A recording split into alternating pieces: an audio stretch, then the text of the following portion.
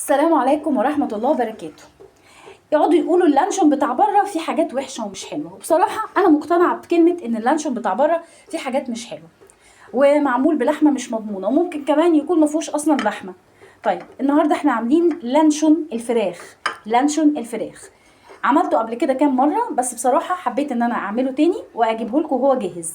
لو انتوا عايزين الوصفه والطريقه كامله هتلاقوها موجوده في القناه بفيديو كامل. لانشون الصدوق، لانشون اسفه الفراخ. بصوا يا جماعه، انا عاملاه بوركين فرخه او صدر فرخه كبير، وعاملاه ببطاطسيه مهروسه اللي هي بطاطسيه مسلوقه، وحاطه البهارات وحطيت بيض وحطيت دقيق. وعايزه اقول لكم ان ريحته والله العظيم تحفه. بصوا زي ما انتم شايفين، بديله سلقه حلوه في الحله، وبعد كده ابتدي ارفعه من السلقه ويبتدي جامد معايا وناشف وحلو. وزي ما انتم شايفين في الاسترتش اهو محطوط، هحطه في التلاجة وبالف هنا وشفا. ممكن انت تحطي له بقى تطعمي له لون البابريكا او اللون الاحمر الطبيعي، الوان حمراء طبيعيه.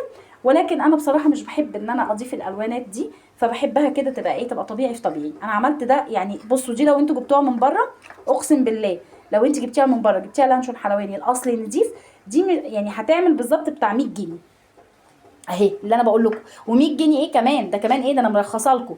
ودي يا جماعه حرفيا اقسم بالله ب 80 جنيه اهي.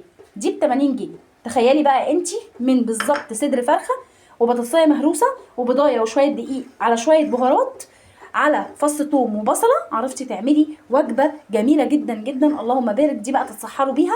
يتبقى بس ليها ان هي تتحط كده في التلاجة، يعني تتشمع لما احطها في التلاجة، وبعد كده تتقدم في السحور بقى.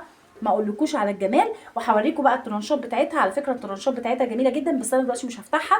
بس انا عايزاكم بس تدعمونا باجمل لايك وسبسكرايب. لو عايزه الطريقه موجوده كامله في الفيديو في القناه وصفات مبتكره مع نهى. يلا اشوفكم على خير، وكل سنه وانتم طيبين.